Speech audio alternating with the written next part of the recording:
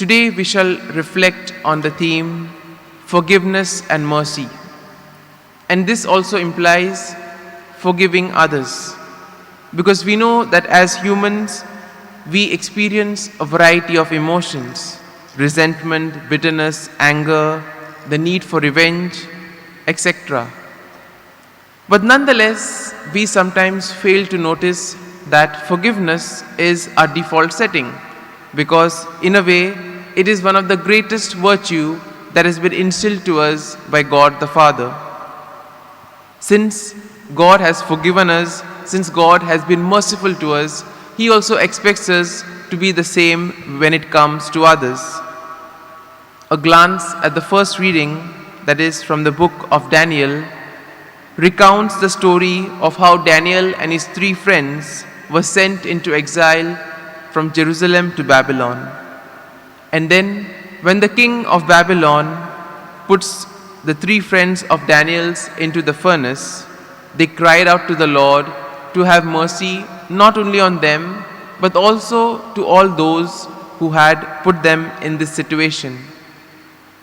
Similarly, the prophet Jeremiah reminds us that God's mercy never ends. In a way, we too are called to be merciful, compassionate, and forgiving, just as our Heavenly Father is. A glance at the Gospel of today reveals to us that we owe God a debt that we cannot pay. We see that God is not legalistic in His approach. If God had to sit with a ledger, counting each and every sin, each and every small wrongdoing that we did, it would take many lifetimes in order to make reparations for those sins. But we see in a way that God gave us a blank check and wiped out all our sins in that manner. He gave the gift of His only Son, and through Jesus all our sins were cleansed and we were redeemed. And glancing at the parable which Jesus gives us today shows us how sometimes we fail to give the same forgiveness, the same compassion to others what we receive. We see that we are more than happy to receive, but when it comes to giving, we tend to hold back a bit. And here we see that the servant, he owed the master 10,000 talents. And 10,000 talents in those times would have been equal to 350 tons of gold or more. But then we see he asked for forgiveness. He asked that the master give him some time, and the master had compassion on him, and then he let him go. But at the same time, this very servant who had experienced this mercy and compassion goes out to another servant who owed him 100 denarii. And what does he do? He asks him to pay it. And when the servant asks for some more time, he has no compassion and no mercy on him.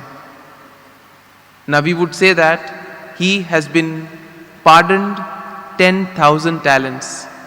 And for him to forego 100 denarii would have been quite less compared to 10,000 talents. But we see that he was determined to get that, and as a result, he put that other fellow servant of his in prison. And when the master came to know about this, he also put this servant in prison. And in a way we see, sometimes it may become difficult, but at this moment we need the Lord's help and the Lord's grace. Peter asked the question, how many times should we forgive? And when Peter says 7 times, he probably must be saying, the Lord will be happy because I've said 7 times. Because 7 was considered a number of perfection in those days. But Jesus goes beyond. Jesus says, not 7, but 70 times 7. And in this way we see that Jesus doesn't want us to count 7 into 70 and say, okay, these many times I've forgiven and the remaining times I will not. But when Jesus says this number, He means that we must forgive always. There is no limit to pardon and mercy. We see that Jesus taught many things. He was a great teacher, but the most important aspect of Him was that He followed what He practiced. He followed what he taught. And in this way we see Christ paid the full price for our sins by suffering on the cross. And in a way today, we are all invited to partake in this forgiveness of the Lord.